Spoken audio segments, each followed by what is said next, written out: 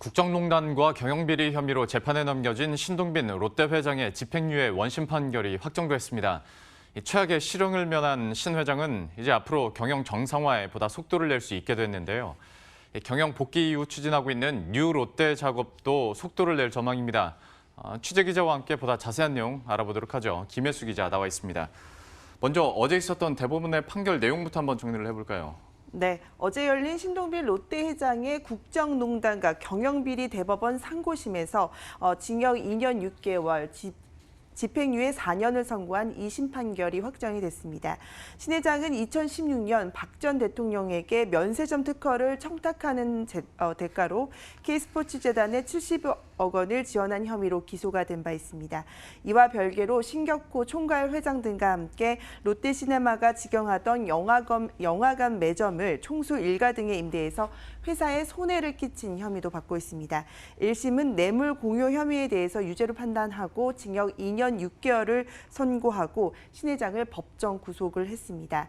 2심부터는 국정농단과 경영비리 재판이 병합돼서 진행이 됐는데요.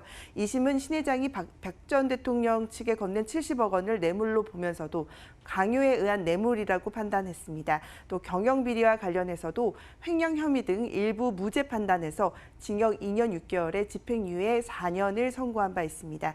대법원은 이 같은 2심의 판단이 맞다고 본 겁니다. 신 회장과 함께 기소된 신격호 롯데그룹 총괄회장과 신동주 전 일본 롯데홀딩스 부회장, 또 신영자 전 롯데장학재단 이사장 등 8명에 대해서도 원심 판결을 그대로 유지했습니다. 예. 이번 판결에 대해서 롯데에서는 공식적으로 어떤 입장을 내놨습니까?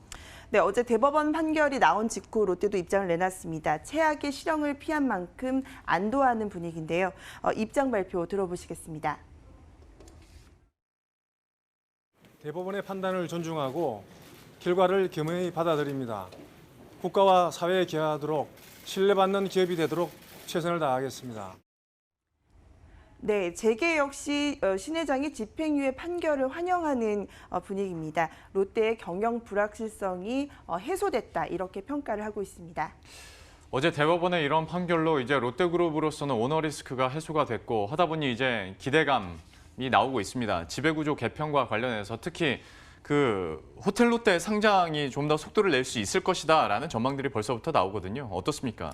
그렇습니다. 지난 2016년 6월부터 경영비리 수사가 시작됐으니까요. 신 회장이 법정 싸움 벌인 기간만 4년이 됩니다. 이 기간 중 법정 구속이 됐었고요. 실상 경영에 복귀한 지는 만 1년밖에 되지 않은 셈입니다. 경영 공백이 길었던 만큼 복귀 이후에 경영 정상화에 보다 속도를 냈었습니다. 신 회장이 경영에 복귀하면서 밝힌 그룹의 청사진이 바로 뉴롯데입니다. 지분 구조상 일본 롯데의 지주사격인 일본 롯데홀딩스가 호텔 롯데를 통해 롯데를 지배하고 있는 상황인데요.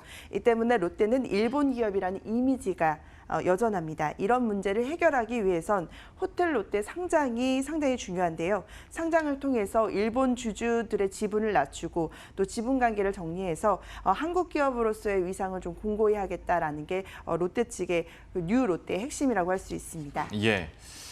호텔 롯데 상장이 시장에서 큰 관심을 받고 있다면 롯데그룹 자체로 봤을 때도 지금 계속 행보 자체가 어떤 선택과 집중이었고 새로운 미래 먹거리를 찾으려는 움직임도 활발하게 하고 있지 않습니까? 여기에 대해서는 그러면 앞으로 어떻게 사업이 전개되겠습니까? 네, 미래 먹거리 발굴 역시 신 회장의 과제라고 할 수 있습니다. 신 회장은 복귀 이후에 석유화학 분야에 상당히 공을 들이고 있습니다. 올 초 미국 루이지애나주의 31억 달러, 우리 돈으로 3조 6천억 원에 달하는 규모의 석유화학 공장을 건설하기도 했습니다.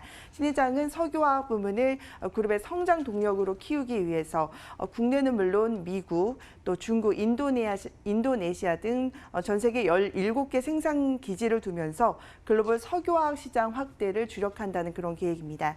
신 회장은 지난해 경영에 복귀하면서 향후 5년간 50조 원을 국내 사업에 투자하겠다 이렇게 밝히기도 했습니다. 이에 따라 현재 부진을 좀 겪고 있는 유통 부문에 더해서 석유, 화학 등 미래 먹거리 발굴에 보다 주력할 것으로 그렇게 예상되고 있습니다. 예, 지금까지 김혜수 기자와 함께했습니다. 잘 들었습니다.